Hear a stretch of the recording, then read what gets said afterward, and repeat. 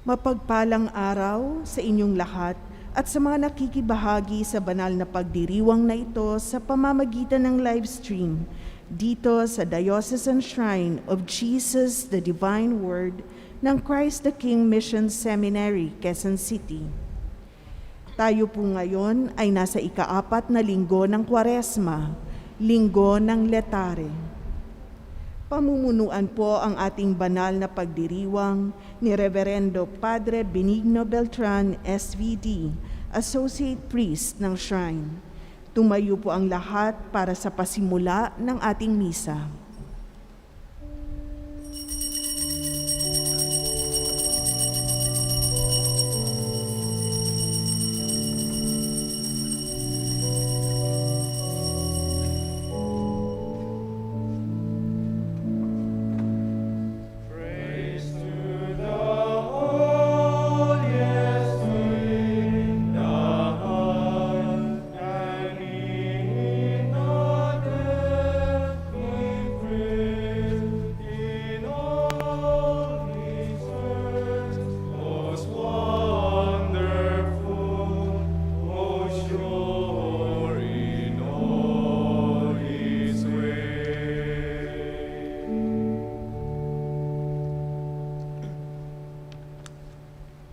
Sa ngalan ng Ama, na Anak, na Espiritu Santo.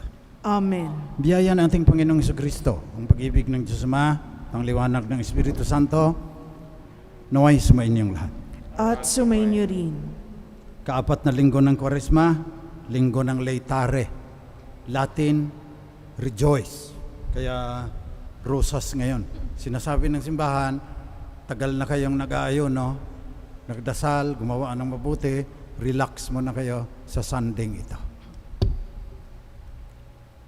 Bago natin ipagpatuloy ang ating pagdiriwang, pagsisihan natin ang ating mga kasalanan.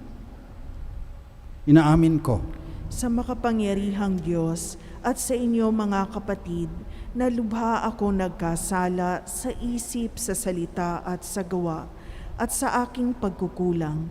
Kaya isinasamo ko sa mahal na Birheng Maria, sa lahat ng mga anghel at mga banal, at sa inyo mga kapatid, na ako'y ipanalangin sa Panginoong ating Diyos. kaawaan tayo ng makapangyarihang Diyos, patawarin ang ating mga kasalanan, patnubayan tayo sa buhay na walang hanggan. Amen. Panginoon, kaawaan mo kami. Panginoon, kaawaan mo kami. Kristo, kaawaan mo kami. Kristo, kaawaan mo kami. Panginoon, kaawaan mo kami. Panginoon, kaawaan mo kami. Manalangin tayo. Ama naming makapangyarihan, ikaw ay nakikipagkasundo sa sangkatauhan sa pamagitan ng iyong banal na diwa. Sa masigasig na pagsamba at matibay na pagsampalataya, ang sambayan ng Kristiyano ay makadulog nawang masaya sa pagdiriwang ng dakilang kapistahan ng muling pagkabuhay. Hinihiling namin ito sa pamamagitan ng Jesucristo kasama ng Espiritu Santo magpasawalang hanggan. Amen.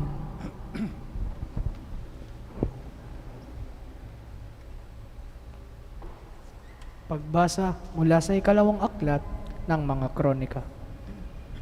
Noong mga araw na iyon, sumama ang mga pinuno ng Huda, ang mga saserdote at ang mga mamamayan. Nakigaya sila sa nakiririmarim na gawain ng ibang bansa. Pati bahay ng Panginoon na itinalaga niya sa Jerusalem ay kanilang itinakwil. Gayunpaman, dahil sa habag ng Panginoon sa kanila at sa pagmamalasakit sa kanyang templo, lagi niyang pinadadalhan sila ng mga sugo. Ngunit, hinahamak lamang nila ang mga ito at ang mga propeta ay pinagtatawanan sa anumang sasabihin. Kaya, umabot na sa sukdulan ang puot ng Panginoon. Sinunog ng mga kalaban nila ang bahay ng Panginoon. Winasak ang muog ng Jerusalem at ang malalaking gusali. Ang mahahalagang ari-arian doon ay tinupok din. Ano pat, ang lahat ay iniwan nilang wasak. Ang naligtas sa patalim ay dinala nilang bihag sa Babylonia. Dooy inalipin sila ng hari at ng kanyang mga anak hanggang ang Babilonya'y masakop ng Persya. Sa gayon, natupad ang hula ni Jeremias na ang lupain nakapapahinga sa loob ng 70 taong singkad.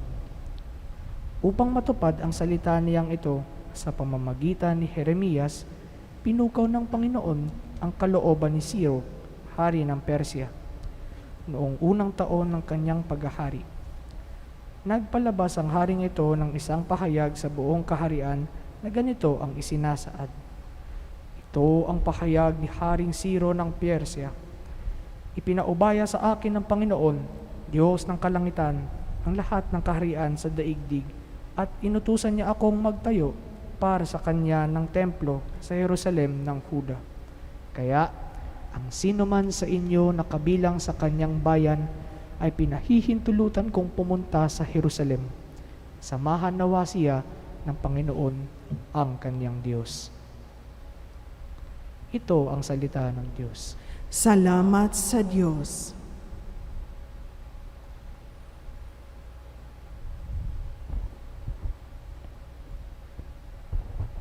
Kung ika'y aking limutin, wala na akong aawitin. Kung ika'y aking limutin, wala na akong aawitin. Sa pangpang ng mga ilog nitong bansang Babilonya, kami roo'y nakaupong tumatangis sa tuwinang ang iniwan naming Siyon ay aming maalala. Sa sanga ng mga kahoy, sa tabi ng ilog nila, isinabit namin doon yaong dala naming lira. Kung ika'y aking limutin, wala na akong aawitin. Sa amin ay iniutos ng sa amin ay lumupig. Naaliwin namin sila ng matamis naming tinig. Tungkol sa Siyon yaong paksa niyong nais nilang awit. Kung ika'y aking limutin, wala na akong aawitin. Paano naming aawitin ang awit ng Panginoon, samantalang bihag kaming nangingibang bayan doon? Ayaw ko nang ang lira ko'y hawakan pa at tugtugin, kung ang bunga sa pagtugtog, limutin ang Jerusalem. Kung ika'y aking limutin, wala na akong aawitin.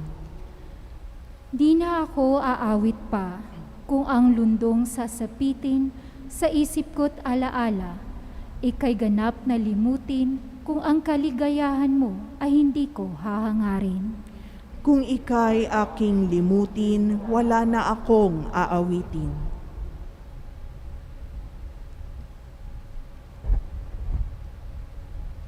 Pagbasa mula sa sulat ni Apostol San Pablo sa mga taga-Efeso. Mga kapatid, napakasagana ang habag ng Diyos at napakadakila ang pag-ibig na inuukol niya sa atin. Tayo'y binubuhay niya kay Kristo kahit noong tayo'y mga patay pa dahil sa ating pagsuway. Naligtas nga kayo dahil sa kanyang kagandahang loob. Dahil sa ating pakikipag-isa kay Kristo Jesus, tayo'y muling binubuhay na kasama niya at pinaupong kasama niya sa kalangitan. Ginawa niya ito upang sa darating na mga panahon ay maipakita niya ang di masukat na kasaganaan ng kanyang kagandahang loob sa atin sa pamamagitan ni Kristo Jesus. Dahil sa kagandahang loob ng Diyos ay naligtas kayo sa pamamagitan ng inyong pananalig kay Kristo.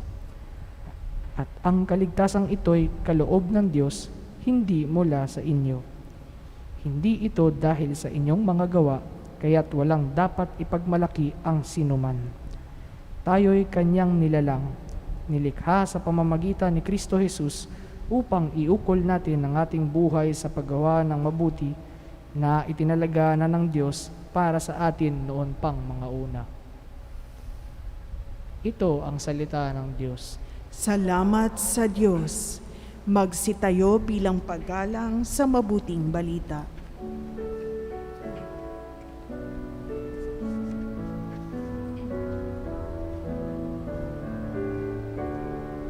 Glory to you, Word of God, Lord Jesus Christ. Glory to you, Word of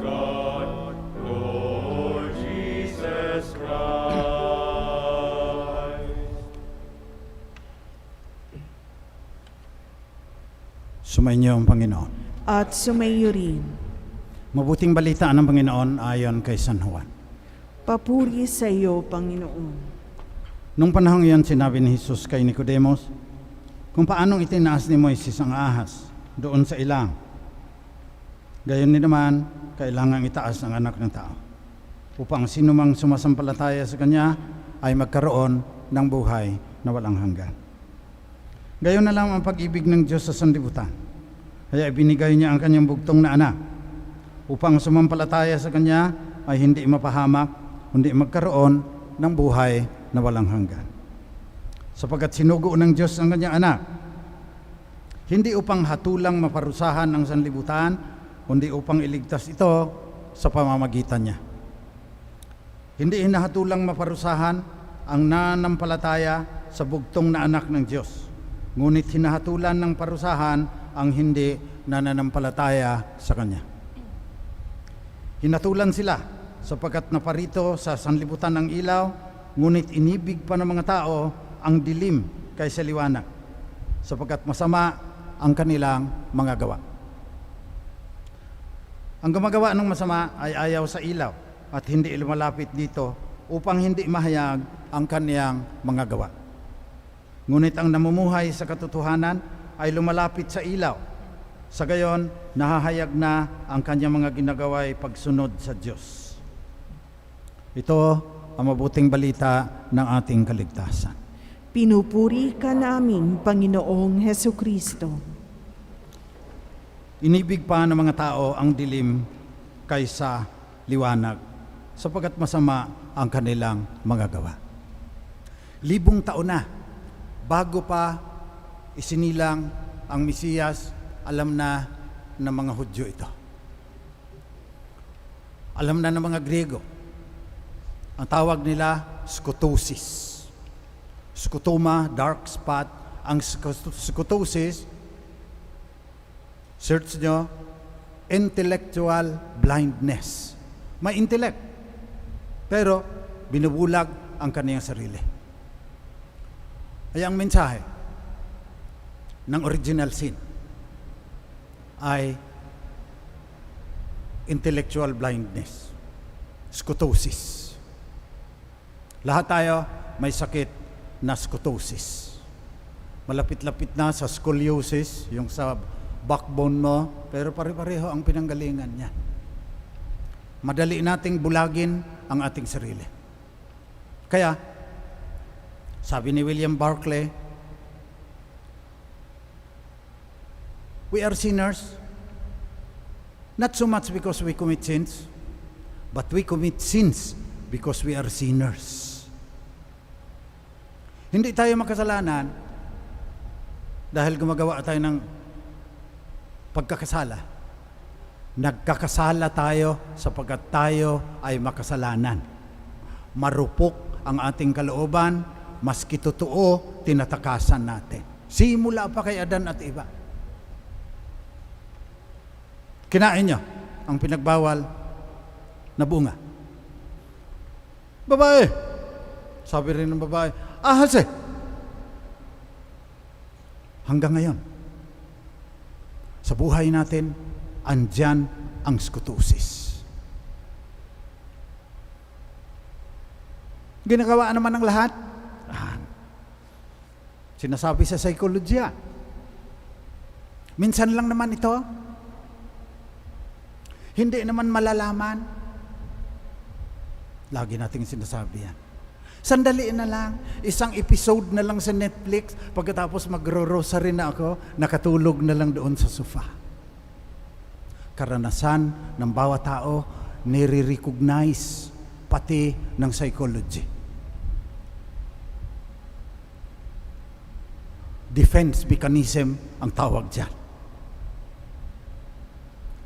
Yung refusal to face insight, yung hindi mo hinaharap ang katotohanan, ginagamitan mo ng defense mechanism para hindi bababa ang pagtingin mo sa sarili mo. Tignan na lang natin si Sigmund Freud. Hindi na siya masyadong sikat ngayon, Pero nung nag-aaral pa ako ng psychology sa Lasal, ang daming librong pinapabasa sa amin kay Freud na mayroong ego, may super ego, tapos may id, at saka yung id, sabi ni Freud, parang hayop yan. Sex at saka aggression ang main na ano yan. Kaya kailangan yung super ego, yung konsensya mo, at saka yung laws of society, kailangan kontrolin yung ego para hindi siya matatalo ng super ego. Yun ang kaniyang explanation. Kung bakit iniibig ng tao ang dilim kaysa liwanag. Huwag na tayo kay Freud. Punta na lang tayo sa lahat ng relihiyon. Hinduism. Sabi ng Hinduism, lahat ng reality, yung nakikita natin, maya yan, illusion yan, malikmata lang yan. Pag naloko ka niyan, hindi mo na mararating ang katotohanan na tat tvam asi, sabi sa Sanskrit, thou art that. Yan ang katotohanan. Pero dahil mas gusto mo ang kasinungalingan, mas gusto mo ang kadiliman, hindi ka makakarating, kaunti lang nakakarating dyan. Buddhism, ang buhay, dukkha. Para hindi ka mahirapan, alisin mo yung pagnanais mo, zero desire. Yun ang kanilang Islam, kinikilala din na makasalanan. Kaya nga yan sila nagraramadan 40 days na fasting, hindi kumakain from the rising of the sun to its setting. Lumang lumaba, Enuma Elish, Babylonian myths. Ang sa kanila naman, naghahamok ang dilim at ang liwanag. Dapat pumili ka kung saan ka doon. Parang Star Wars ngayon. Parang Lord of the Rings ngayon. May mga evil forces. Kailangan mamili ka.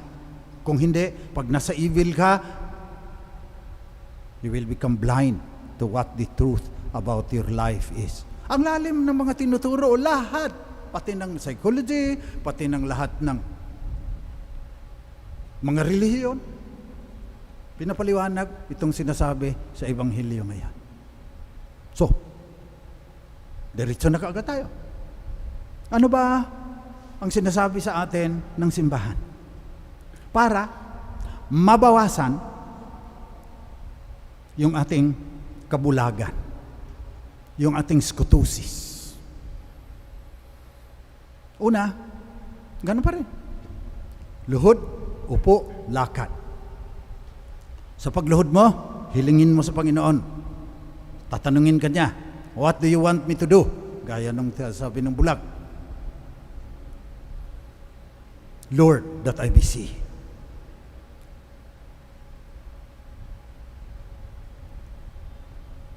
Ang una mong dadasal, Lord, that I may see, that I am blind. Kasi there are none so blind as those who do not want to see. Yan yung mga Pharisees na nanluloko, pati kanilang mga magulang, niluloko, pagkatapos sasabihin, ang galing-galing nila. Kaya tinutuligsa ng Panginoon sa bagong tipan. Lord, that I may see. Yun ang una. Pangalawa, umupo ka, mag-aral ka, basa ka ng libro, pero halos wala nang nagbabasa ng libro. Mag-scroll ka ng Galaxy, Samsung mo at saka Oppo at saka kung ano-ano pang ginagamit mo na tablet dyan. Hanapin mo, scotosis, intellectual blindness. Maghanap ka ng mga dahilan kung bakit intellectually blind tayo, kung bakit ang taas ng IQ natin, talo natin yung ibang hayop, ginagamit natin para magbigay ng dahilan kung bakit hindi natin hinaharap ang katotohanan. Study. Pray. Do research. Third, walk. Maghanap ka ng daan. Pero ito, ang sasabihin ko rin sa inyo, sa lahat ng mga relihiyon din, sa Judaism, may mga tzaddik. Ito yung mga holy men na ang tindi magdasal, ang dami ng karunungan, malapit sa Panginoon, siya ang tutulong sa iyo na tanggalin ang iyong pagkabulag. Tzadik, sabi ng Hasidic branch ng Judaism. Sa Islam, may mga imam, saka mustads. Yan yung mga magagaling. Gagahid mo yan. So kailangan mo ng guide sa iyong paglalakad. Sa Zen Buddhism, may mga Roshi. Yan yung nakarating na ng enlightenment. Sa Hinduism, may mga guru. Nung andun ako sa India noon, may guru ako Benedictine, pero naging Hindu, na Katoliko. Ang daming sinasabi tungkol sa dadaanan mo. Sa science, mayroon ding psychotherapist, mayroong guidance counselors. Kailangan mo ng guide dahil scoliosis nga ang sakit mo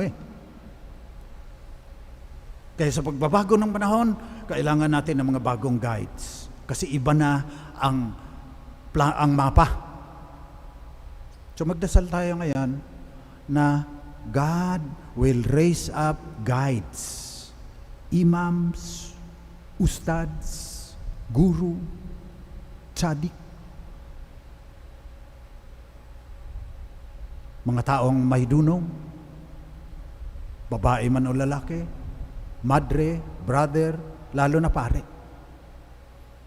Nagbabago ngayon ang panahon. Yung tinuturo sa mga pare inon, hindi na pinapakinggan ng mga bata. Kaya humihingi kami ng tulong ninyo. May vocation, campaign kami, pagdasal ninyo na mas marami pang mga pare na tutulong para mabawasan ang ating intellectual blindness. Tingnan nyo, kaunti na lang. Nung kami pa, pagpasok ko dito ng 1965, halos puno itong simbahan So naghahanap kami ng paraan. Paano ba marating yung mga kabataan ngayon na sabi, everyday, average, 10 hours sa kanilang cellphone. Kayong iba, 3 ang power pack. Kasi tuloy-tuloy yan. Puro TikTok. Ano na bang sinasayaw sa TikTok ngayon? Pamparam ba? O gusto na naming pasayawin yung mga prefect sa TikTok din para makahimok yung mga bata. Pagdasal nyo, tulungan nyo kami. Magpasalamat pala kami. Ang laki na ng tulong nyo. Nabubuhay kami hanggang ngayon. 1 taon na sa inyo yan. At hindi ang pinapasalamatan namin yung mga milyonaryo na magbibigay ng malalaking pera. Wala, maski isa yan. Ang nagbibigay, 20 pesos, 50 pesos, 100 pesos, pero ang dami. Napapakain pa rin namin ang mga seminaristang ito. Lakas pa naman kumain yan dahil bata pa di ba? Mga teenagers pa yung iba dyan Mas malakas kami kumain nung seminarista pa kami. So maraming salamat. Gusto ninyo, may number naman, kakaya tuloy manghingi, ngayon lang ako nanghihingi sa inyo.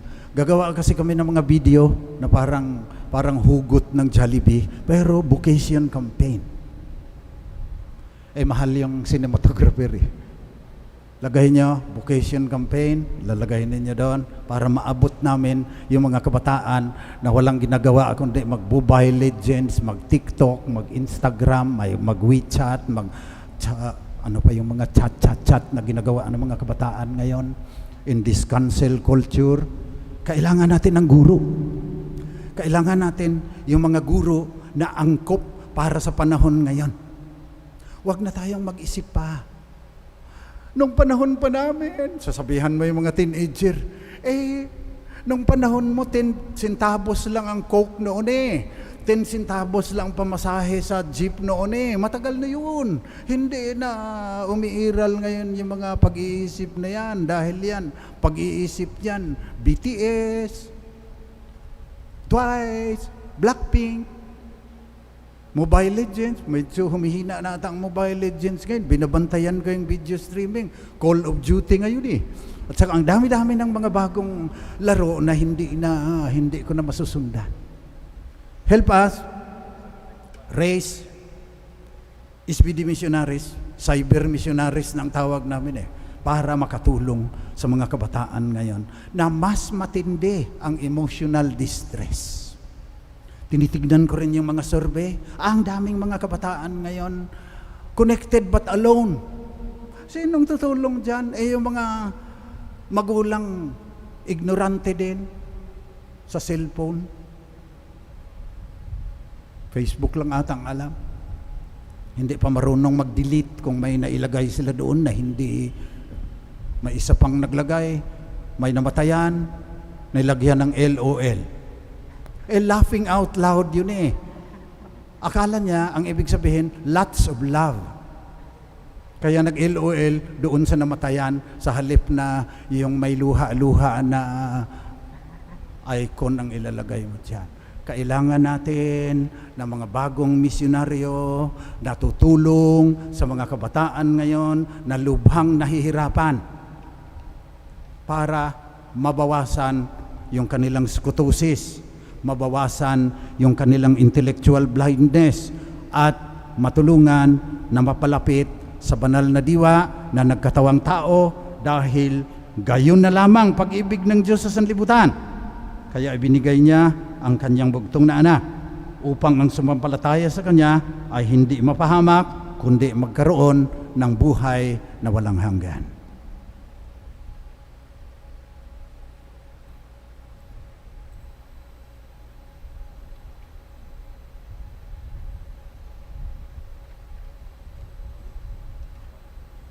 Magsitayo po tayong lahat ngayon.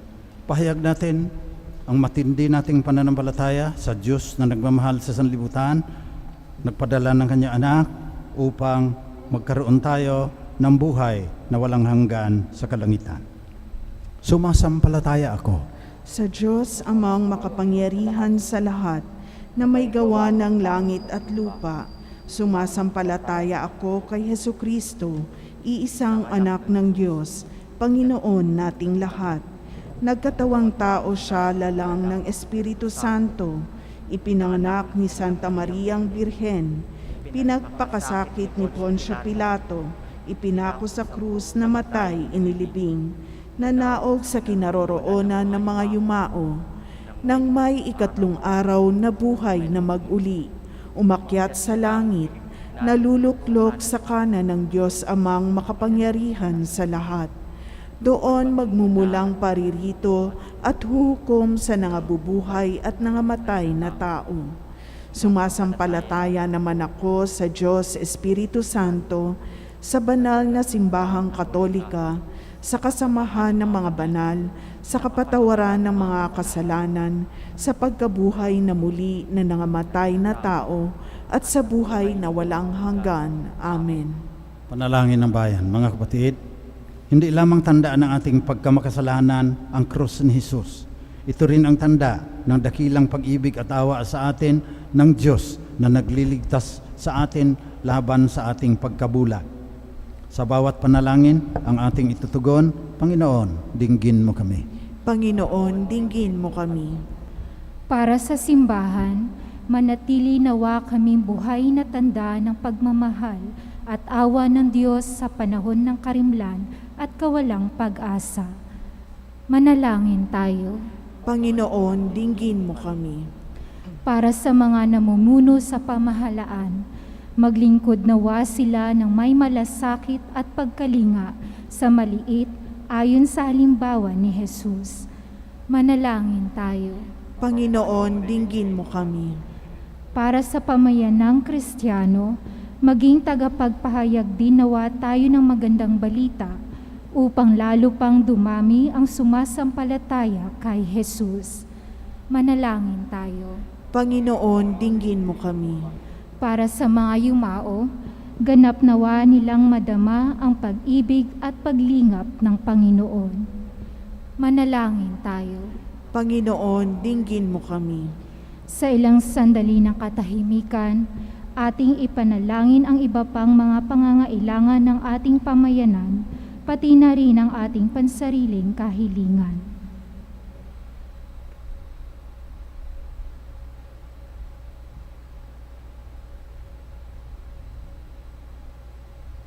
Manalangin tayo.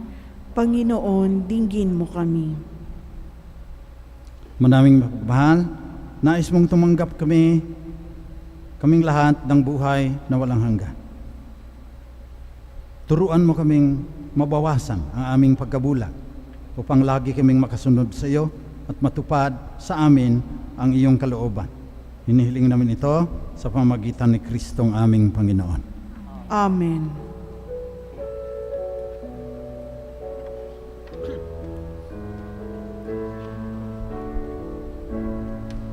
Handog namin sa iyo, Ama, ang tinapay at alak na ito. Handog ng ngayang umaasa, sumasamba nagmamahal sa'yo. Naway dalhin ng iyong anghel ang aming panalangin sa'yo ng banal. Katulad ng halimuyak ng insenso, umakyat sa kalangitan. Handog namin sa iyo, Ama,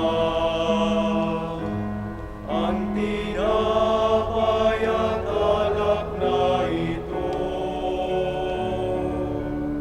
Handog ng bayang umaasa, sumasamba nagmamahal sa'yo.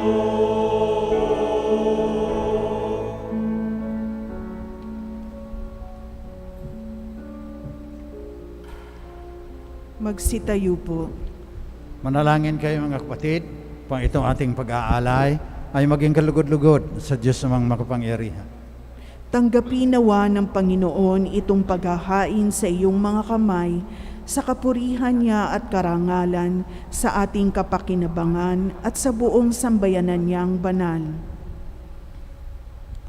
Ama naming lumikha, para sa paghahaing nagbibigay kagalingan, kami ngayon ay masayang nagsisipag-alay, kalakip ang dalangin, amin nawang maidangal ang pagdiriwang na ito ng banal na pakikinabang at maidulot nawa ito para sa kaligtasan ng tanan sa pamamagitan ni Kristong aming Panginoon.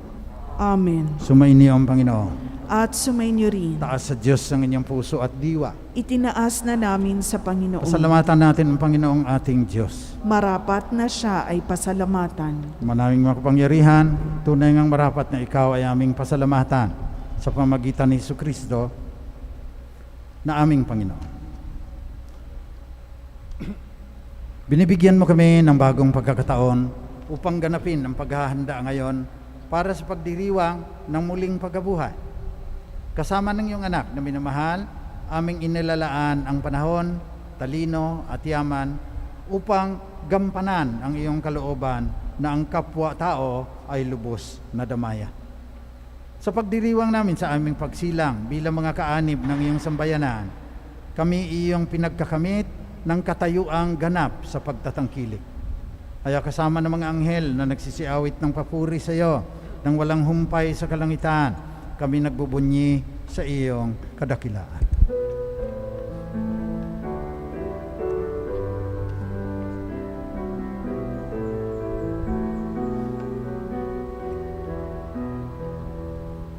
Santo, Santo, Santo, Panginoong Diyos, napupuno ang langit at lupa ng kadaliman.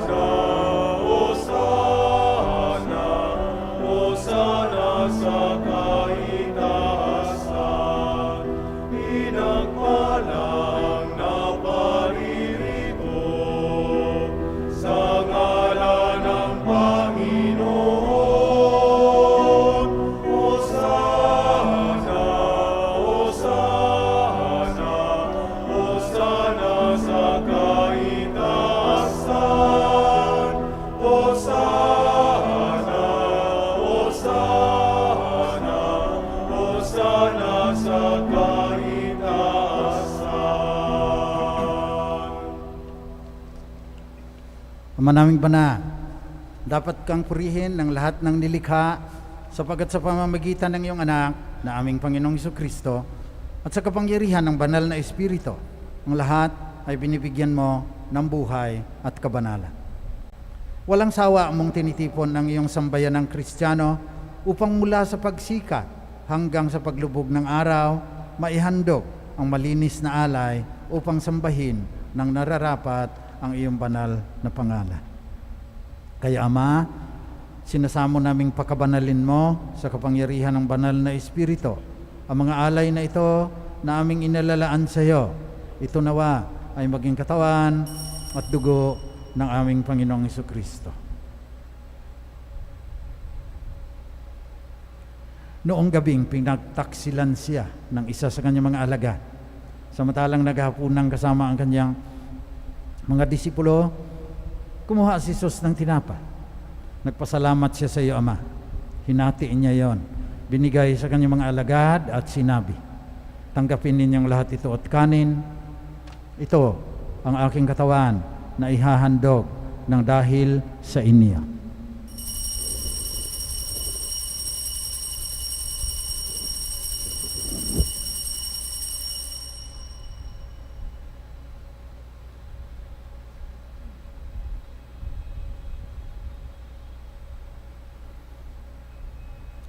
Sa ganun ding paraan, pagkatapos ng hapunan, kinuha ni Jesus ang kalis.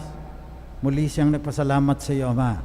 Binigay niya ang kalis sa kanyang mga alagad at sinabi, tanggapin ninyong lahat ito at inumin.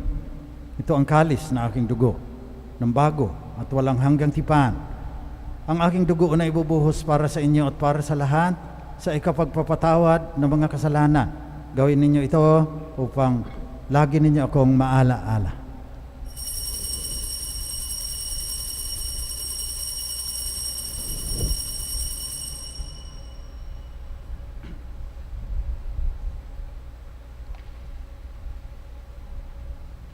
Pagbunyi natin ang misteryo ng ating pananampalataya.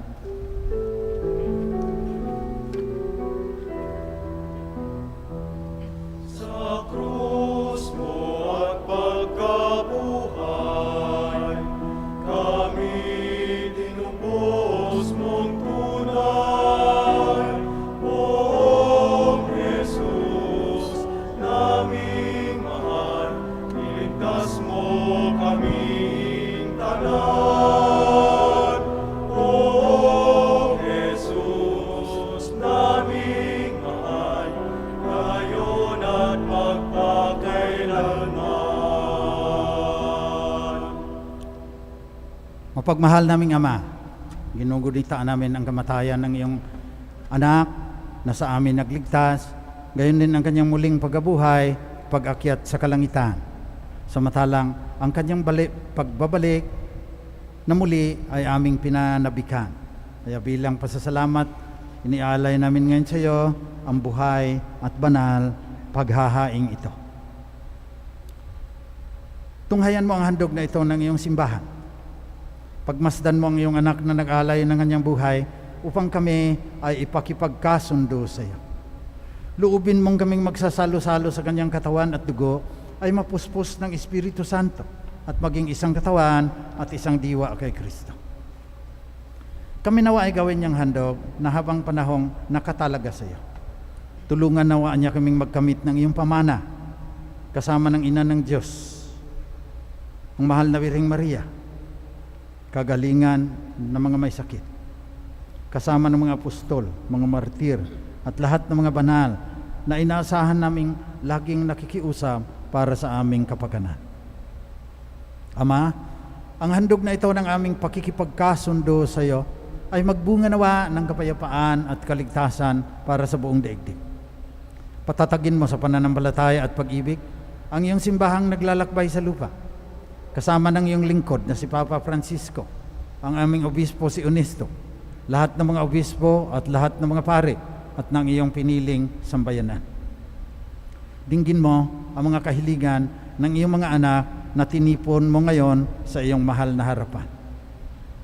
Amang maawain, kupkupin mo at pag-isahin ang lahat ng iyong mga anak sa bawat panig at sulok ng daigdig. Kaawaan mo at patuloyin sa iyong kaharian ang mga kapatid naming yumao, lalo na ang namatay dahil sa COVID-19. Kasama ang lahat ng lumisan na sa mundong ito na nagtataglay ng pag-ibig sa iyo. Umaasa kami na pag napawi na ang aming pagkabulag, mapagmasdan namin ang iyong kaningningang walang maliw na dadampi sa bawat luha at ng dalamati, sapagkat kapag aming nasilayan ang iyong walang katapusang kagandahan, magiging katulad mo kami at sasamba kami ng walang humpay sa iyo, kasama ang aming Panginoong Hesukristo na siyang pinagdadaanan ng bawat kaloob mo sa aming kabutihan.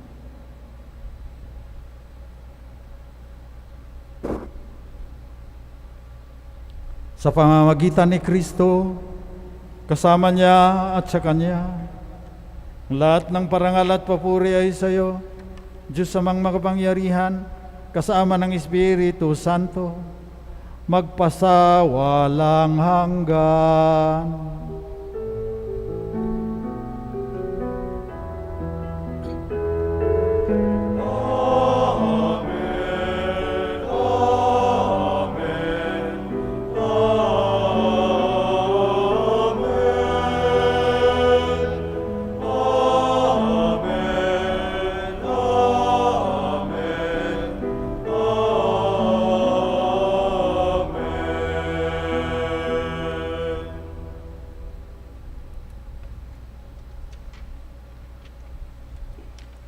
Manalangin tayo ngayon na puno ng pagtitiwala sa Ama nating mapagmahal, sa panalangin itinuro sa atin ng banal na diwa na naging tao, ang ating Panginoong Hesukristo.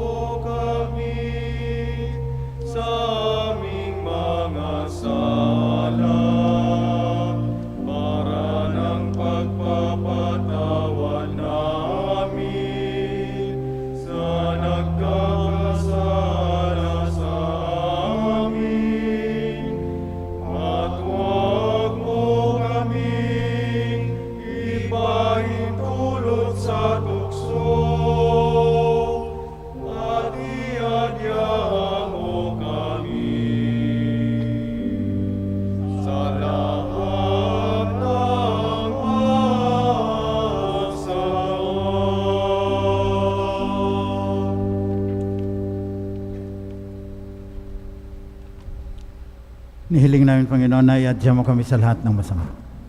Pagkalooban mo kami ng kapayapaan na palagian. Sa tulong ng iyong awa, lagi kaming maligtas sa kasalanan, malayo sa lahat ng kapahamakan, samantalang aming pinanabikan ang dakilang araw ng muling pagbabalik ng tagapagligtas naming si Hesukristo. Sapagkat iyo ang kaharian at ang kapangyarihan at ang kapurihan magpakailanman. Panginoong Hesukristo, sinabi mo sa iyong mga apostol, kapayapaan ang iniiwan ko sa inyo, ang aking kapayapaan ang binibigay ko sa inyo. Tunghayan mo ang aming pananampalataya, tuwag ng aming pagkakasal. Pagkalooban mo kami ng kapayapaan at pagkakaisa ayon sa iyong kalooban, kasama ng Espiritu Santo, magpasawalang hanggan. Amen. Kapayapaan ng Panginoon ay laging sumainyo. At sumainyo rin. Magbigayan kayo ng tanda ng kapayapaan ng banal na diwa sa isa't isa.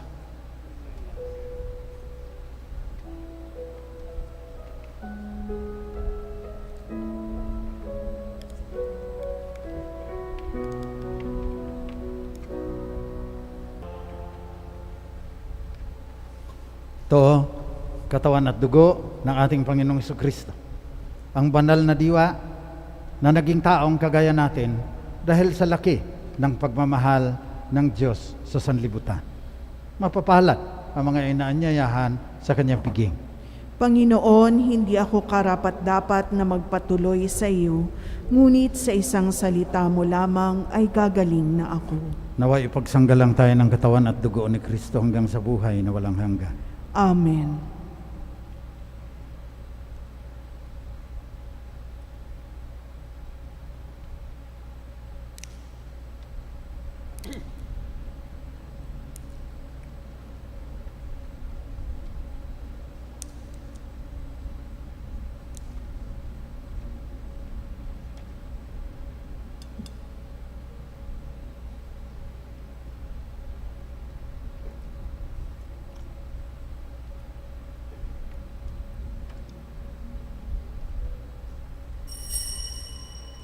Magsiupo po ang lahat. Paalaala, ang pagbibigay po ng komunyon ay gagawin po ng pahanay. Pakihintay po ang mga ushers upang magabayan.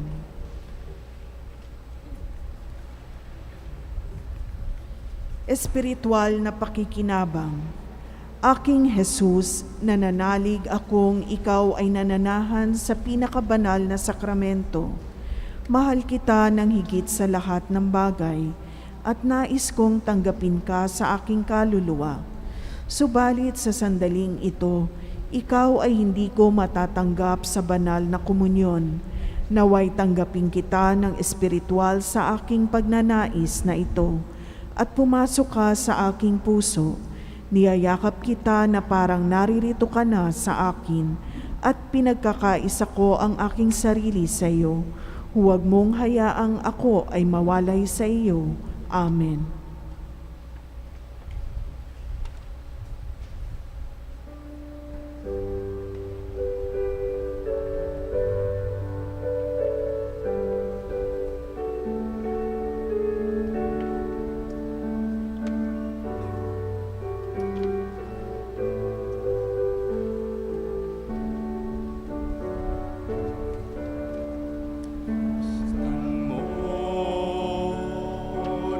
Diyos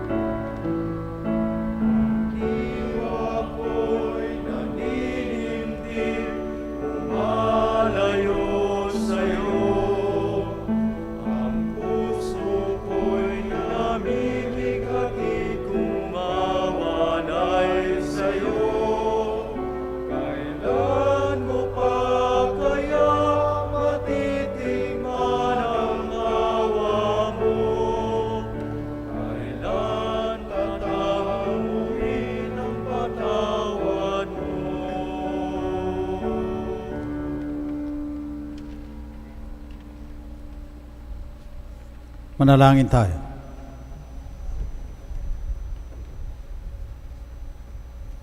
Manaming mapagmahal, tinatanglawan mo ang lahat ng tao na isinisilang sa daigdig na ito.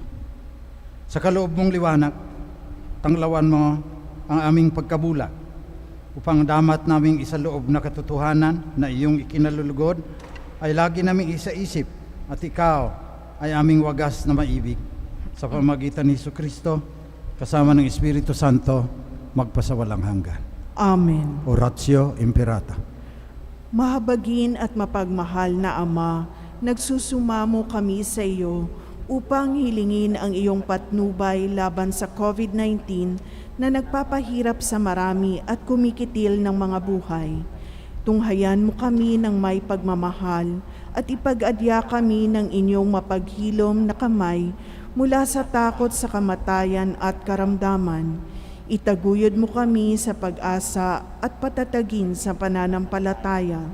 Gabayan mo ang mga dalubhasang naatasan na tumuklas ng mga lunas at paraan upang ihinto ang paglaganap nito.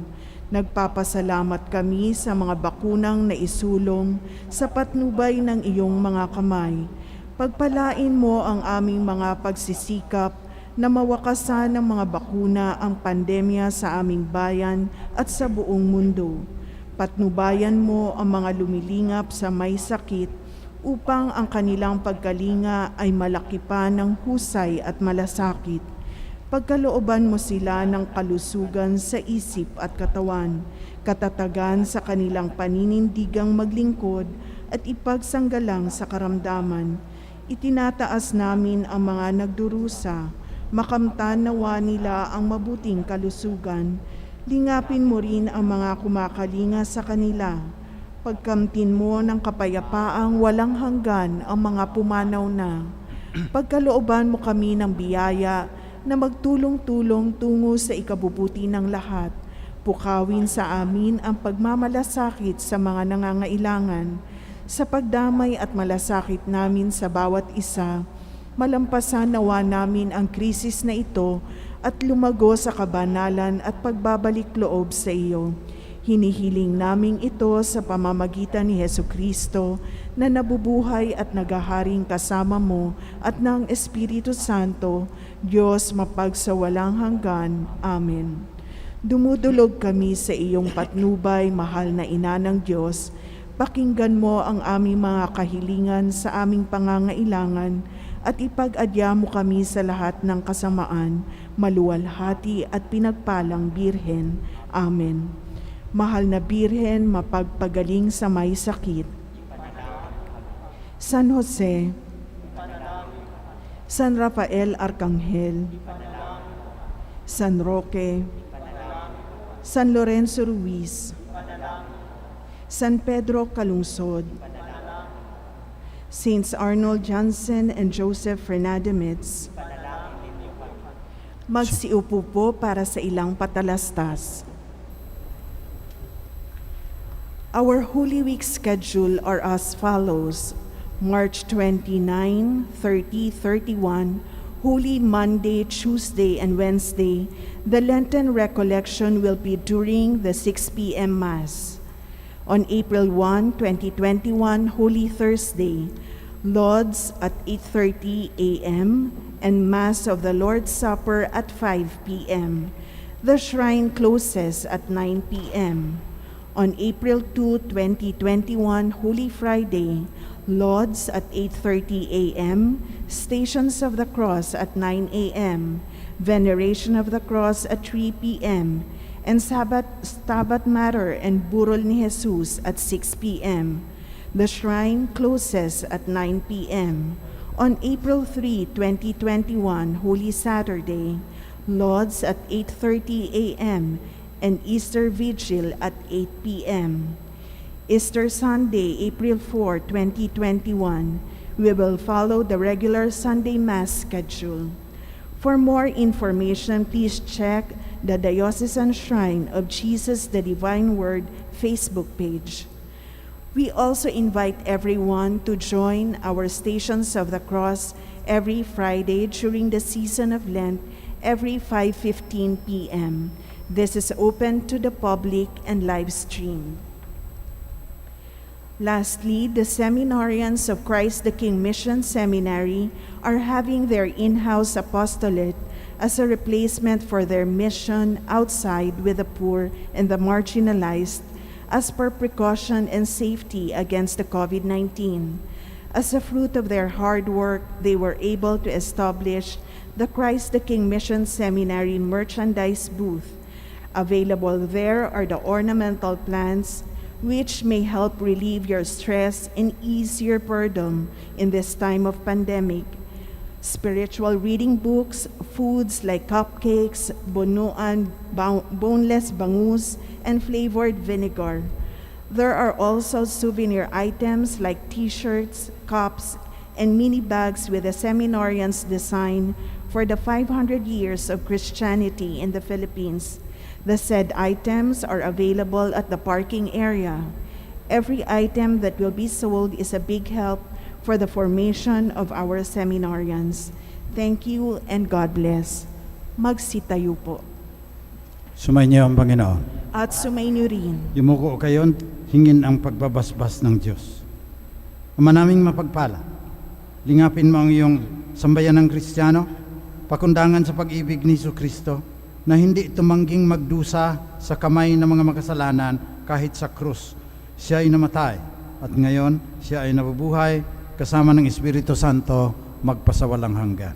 Amen. Pagpalain kayo ng mapagmahal na Diyos, Ama, Anak at Espiritu Santo. Amen. Tapos na ang banal na misa, humayo kayong mapayapa. Salamat sa Diyos.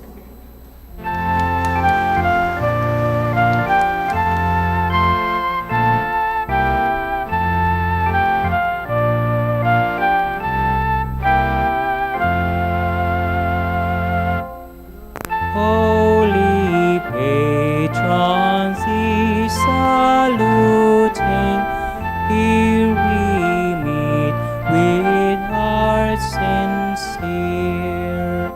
Blessed Saint Joseph,